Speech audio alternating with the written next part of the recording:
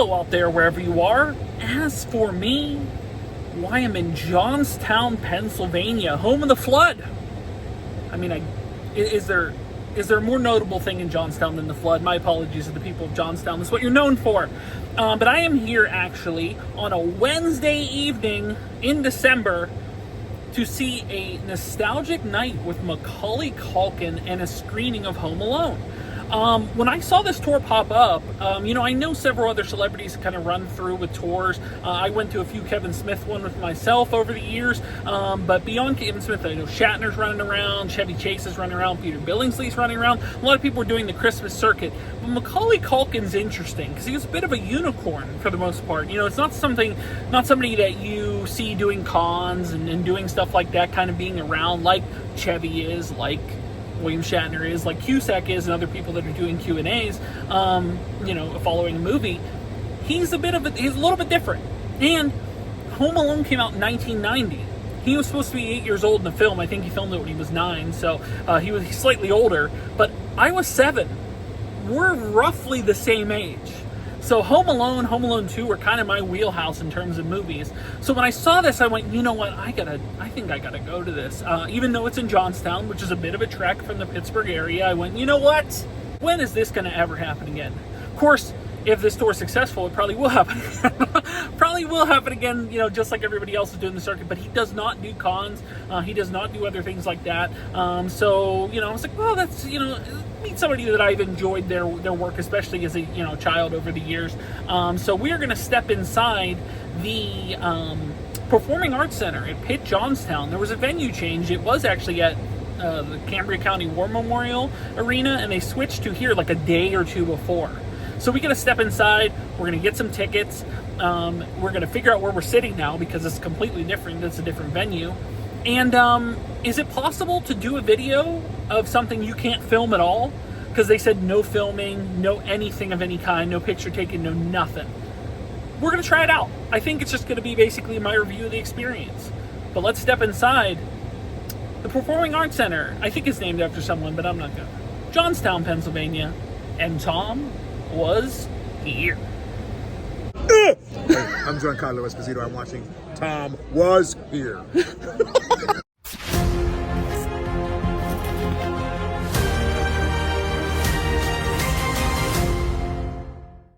Okay, back in the car now. Definitely a later evening for sure.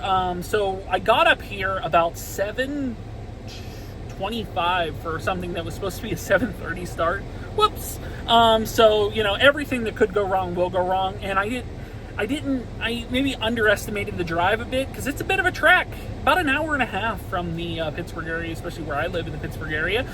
So definitely a bit of a trek to get out here, but got here. The ticket process was very easy. They gave you the wristband for the VIP experience there as well. So it was pretty straightforward. The seats were roughly the same as what I had, and I grabbed an aisle seat, and I was concerned because I was like, man, I hope they still give me an aisle seat, and they were kind enough to do so. I think it was one aisle back from where I was in the other one, but no complaints. It was fairly close, so no issues there. But seeing Home Alone with a crowd, I think it's the first time I've ever seen Home Alone technically in a theater environment. Most of the viewings of Home Alone were on, watching it at home. But it's fun to see it with a crowd. Now, I had read other reviews of these things, and some people were acting like it was Rocky Horror Picture Show at some of these. They were booing Uncle Frank. They were doing all that. More reserved crowd in Johnstown. Everybody was kind of, laughing at the parts they would laugh at, a few thing, but nothing like over the top. So, it was kind of a more reserved crowd in Johnstown, I guess, versus other venues. But then, Macaulay came out for the Q&A, and the one thing a lot of the Q&A, and I'm going to get into some spoilers, I guess, about the Q&A. So if you are going to this tour, if you really want to fully know what exactly you're getting into, I'm not going to run through every story and tell every tale and go over everything that happened, but I'm going to give you a gist of kind of how the breakdown ran. If you don't want to be spoiled that much, stop here. You can watch it later. For those that didn't go, or for those that want to know, hey, how this went, here I am to tell you about it. So you've been warned in case you get any spoilers of any kind. But Macaulay came out, good ovation. Some people stood, some people didn't. I was one of the ones that said, like I said, we were kids of the same age after all.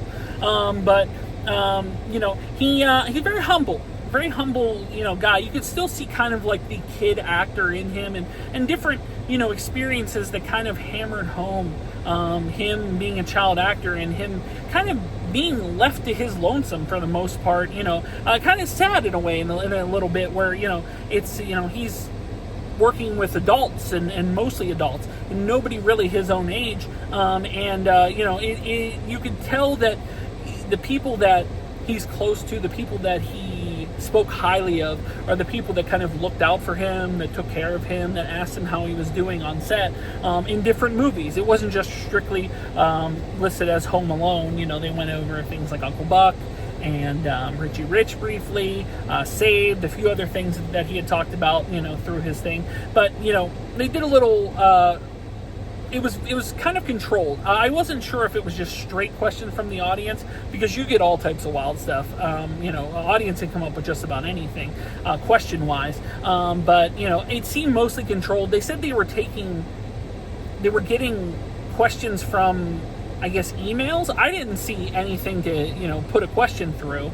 So I don't know if there were emails from different events or just maybe questions they liked that they wanted to use. And a lot of it was kind of, the guy was there to kind of Q&A and really like get him to tell certain stories about the experience on Home Alone mostly, but also, Uncle Buck and a few other movies as well. It was just basically a, kind of a controlled in that sense, but he did come off as genuine, especially in moments where he was, talking about people like John Candy or Catherine O'Hara, people that he really appreciates working with, and then were kind to him during that filming as well. Told some tales of things that I had heard about. Like I had always heard the story that Joe Pesci actually bit one of his fingers and he has a scar. He told that tale as well. But he went over a few different stories that I had not heard before. I'm not going to get too spoilerish, but I'm at least give you an idea of how roughly everything went. But then he went to some different games with the crowd as well.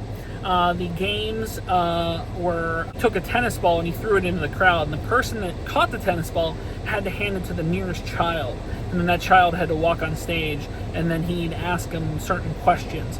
Usually it was questions where he would kind of deviate away from the question, and then he'd be like, hey, you remember like when they were on the plane and they were going to Paris, and Uncle Frank wanted to put the crystal in the into his wife's purse and all that stuff, and then he goes, here's the question, what airline did they fly? Things like that. So, and each kid had very, wildly different responses. At least in Johnstown, the first kid was very, very nervous. Each other kid was confident. Not one kid missed an answer of all the questions that were asked. Every question was answered correctly. Now, what's funny is that he said that when they tried this out at the opening stops of the tour, they just did it with whoever caught the ball. So adults could come up, and he said none of the adults knew any of the answers. I knew all the answers. I knew all of the answers, which, is more of an indictment on me, I guess you could say, but I did know all of the answers to these questions. They were fairly easy. Some of them were a little bit more difficult, a little bit more challenging, but every kid got everyone right. Now, the first kid was so nervous he had to be helped. So he probably would have got the wrong answer, but he was good. He was fine. But everybody else just bam, they knew exactly what the answer was. And some of them were fairly challenging questions, but he would give them little toys as a bonus when they got the question right. Like the first couple kids, I think, got like micro machines that he signed. Now, do you know how small a micro machine is? Smaller than a Hot Wheels. And I know his signature is just like an M and a C, but still, it's a small, and other kids got other gifts. My favorite gift that the kids got was like the grand prize. It was a signed 8x10, but of Joe Pesci that he signed. So it was just Joe Pesci, and then he signed it. What an oddball keepsake of somebody who likes kind of, strange signatures on certain things. What an awesome one that would be to have. I was jealous of that child. I would have come up with that. But nobody got a talk boy. No one got a talk boy. Let's face it, Home Alone 2 is not as good as the original in my personal opinion. It's a little bit more cartoony. It's a little bit more over the top. Whereas Home Alone, there was some cartoonish violence, I guess you could say. They were steeped somewhat in realism. When you throw a brick off a third-story walk-up, that's killing a person. When they fall off a three-story walk-up through, I think, cans of kerosene, that is murder.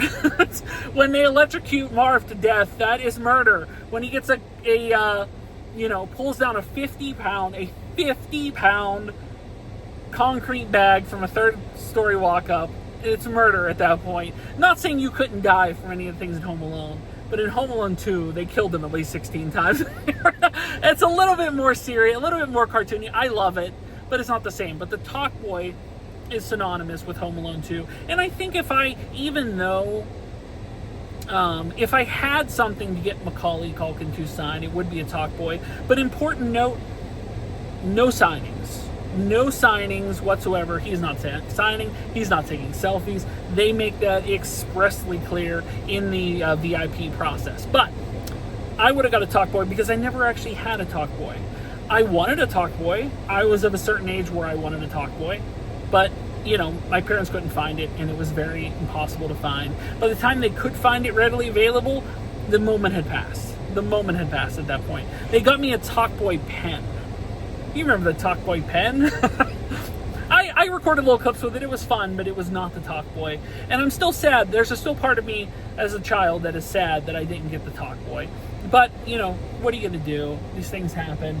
They couldn't find it. It was not the, how hard did they try? Who's to say? But like I said, he came off very genuine in these. There were no, questions. I was hoping for questions from the audience. I had quite a few. None of them were addressed. I do want to know if he was ever told or if they ever got into what Peter McAllister's job was. I believe he's a mob boss. I think that was, a working theory that was, kind of put around a few different things. I mean, after all, who just has a blowtorch in their garage? Not saying he doesn't do things with a blowtorch or, what are the other things? It was electric, cattle prod. What was that thing? Like the McAllisters just have that. He's also ridiculously rich. He's paying for a trip for Paris and that's the other thing. Several times they mentioned 15 people. I don't think there's 15 people in the whole family. That's what confuses me. And I want clarification on this because when they count, the girl counts 11, including the two drivers, which I think she undercounted, to be honest. But at least 13, but not 15. I don't know where 15 is coming from unless I missed it. So a little bit confused on that. And I understand you're not supposed to overanalyze this film. And yes, you can break down Home Alone and you can rip it apart with all these weird things that constantly come up. It's also one of the movies of the 80s and 90s that is ruined by cell phones. If cell phones existed, Home Alone couldn't exist because it doesn't, that's the nostalgia of 80s and 90s movie in the sense that the entire thing could be resolved with the cell phone. It kind of ruins almost every movie, if you had a cell phone in there. And there's a laundry list of movies, and Home Alone's one of them, where a cell phone ruins everything. But fun for sure. Q&A. They also didn't get into the fact that, why McAllister's ordered so many pizzas. I always wonder about that as well. If it's a large cut pizza, they have 15 people, they're leaving for Paris the next day. They ordered 10 pizzas. That means every person gets 6 slices of pizza. Kevin McAllister got put to bed. He didn't even get 1 slice of pizza. Yeah, maybe Buzz could potentially eat more. Maybe some of the teenagers maybe eat more. But is Uncle Frank putting down 5 or 6 slices of pizza? Is the aunt? Kevin's mom? No, I don't think that's happening. But there's a lot of questions I have. I do like to break down movies. It's a fun thing for me. But no real of those, major breakdown situations. You're not going to find out if Kevin turned into the Jigsaw Killer, which is another working theory, that his traps got more elaborate until he became the Jigsaw Killer. That's a fun one. I'd love to see a version of Saw where it's Kevin McAllister as the Jigsaw Killer. I would watch it. Even if it was I would definitely watch it. Even if it was a little hokey of how they put it together, I wouldn't mind it. I would be all for it. But And then it ended, like I said, a fun Q&A, really enjoyable. Came off as, funny at times, as sincere at times, as, talking about memories of people that are no longer with us at times, tributes to certain people that were fun, little fun games, little fun, slight audience participation stuff that was cool. So then it ended, and they cleared out most of the audience, and people that had if you had a green wristband, you were allowed to stay. And so the people at green wristband got VIP, and you got a picture with Macaulay after the show. Which actually, I stated he's a unicorn. I had to do it, I think. I could have done it with, Chevy and Shatner and all these people, but they do make their Comic-Con rounds, and I feel like if I didn't get a picture with them before, and also I had met all those people before, I did not meet Macaulay Culkin, so I was like, you know what, I gotta do this. When is this maybe this will never happen again, who's to say? But, a little bit, I think there's only 88 people that signed up for this VIP experience. In other towns, there was like 200 plus. And maybe that's why they moved it to a smaller venue. Maybe people didn't want to go to Johnstown. It's an odd thing that they chose Johnstown. Nothing against Johnstown, but it just seems like it's in the middle of like other places. Like it's like, far enough away from Pittsburgh that would deter people away, but far enough away from, other places that would deter people away. But so Johnstown, an odd choice, but, like I said, it was a pretty packed when we were in there, but a smaller venue for sure than an arena. And like I said, it was only 88 of us doing that. So the line moved fairly quickly. I was trying to figure out like what I was going to ask him, because everybody, I'm sure, is talking about Home Alone. That's what you're there for. It's Home Alone or whatever. But I decided to ask him about Fallout. He briefly mentioned that he was cast in Season 2 of Fallout, and I did hear that previously. And I love the Fallout games, and I love Fallout Season 1. So I was very curious to see, if, I said, looking forward to seeing what you got going on in Fallout. And he was like, yeah. He's like, I was like, can you give me a little, he's like, I can't tell you much about it. I was like, can you give me a little spoiler, a little tease? And he did tell me what character he's going to play. I don't know if I believe him or not. But he swore me to secrecy. He said I couldn't tell anyone. Therefore, look, I'm not going to tell anyone. I'm sorry. It's my secret between me and him. That's what I got. And once again, is he being honest? He did pull me aside and he whispered it. And I was like, and I went, really? And he went, yeah. And I was like, okay. So it's interesting. I wonder how that's going to come together. Was he lying to me? Very possible. Certain shows, especially big time shows like Fallout and certain movies and certain projects, they do make you write some sort of, non-disclosure type thing. And yes, people like Tom Holland and other people on Tonight shows and things have broken that. But did he spoil it to me? Who's to say? I'm not gonna, like I said, I'm not going to reveal what it is, but it'd be cool if he did. It'd be very cool. But really actually looking forward to seeing him in Fallout and seeing what they got cooked up for Season 2, because I really liked Season 1 a ton. I thought it was a blast, so it was cool to see him joining the cast. He basically said at the end of the Q&A, because the last question was, what projects you have coming up? And he said Fallout. Basically, after this tour, which he's got like 5 or 6 more dates or something like that, he is going directly home and directly to the set to film Fallout Season 2. So, a quick turnaround as far as that goes. But that was pretty much it. They give you this card. They give you this little card. It has like a QR code on it. It says like to download, download your photos, visit standingovations.com/VIP. Photo will be available within 48 hours. Pre-register now to be notified as soon as photos are uploaded. So they said it would be available tomorrow. Could be, Friday at that point, because it's a Wednesday night. So, a fun experience for sure, a unique one for sure. And you don't know if Macaulay Culkin's ever going to do anything like this again. So it was cool to meet him, cool to get a picture with him, cool to see some stories that were told and some fun times that, we had, kind of watching Home Alone, and hearing some of the backstories behind it. There were certainly some fun things. But that's my experience at the VIP. Thought it was cool, thought it was certainly worth it to see a unicorn, a true unicorn, somebody you may never see making the rounds again. Of course, could be somebody, maybe this is the start of a tradition, like Mariah Carey pops up every after Thanksgiving, and I know Peter Billingsley's doing now with A Christmas Story, and Chevy's doing with Christmas Vacation. So maybe this will be a standard Christmas thing for Macaulay. Could have come out to different towns, have a Q&A, make some money, why not? Nothing wrong with that.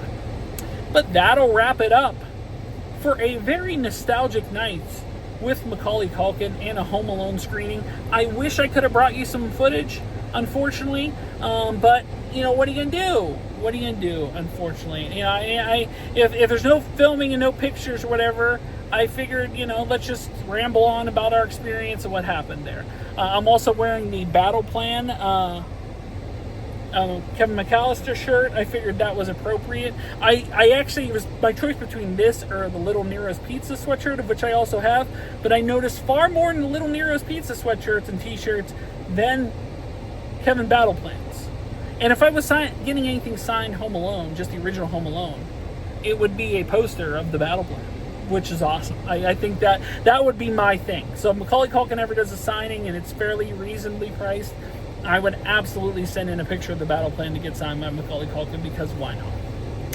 But that'll wrap it up for my experience at a very nostalgic night with Macaulay Culkin, Johnstown, PA. Guys, thanks so much for watching. If you are new here, make sure to like, share, subscribe. If you'd like to support me on Patreon, like John Bailey, like Brett Persing, like Fan, you can do so. Link is in the description below. If you'd like to buy a t-shirt, a TomWasHere t-shirt, you can do so at Spreadshirt, as well as links to my eBay store, Facebook page, Instagram, TikTok, whatnot, Arena Club. The links are in the description below. When it comes to a very nostalgic night and meeting Macaulay Culkin, Johnstown, PA, I can officially say that my name is Tom and I was here. Thanks for watching. Like and subscribe. Bye, everyone.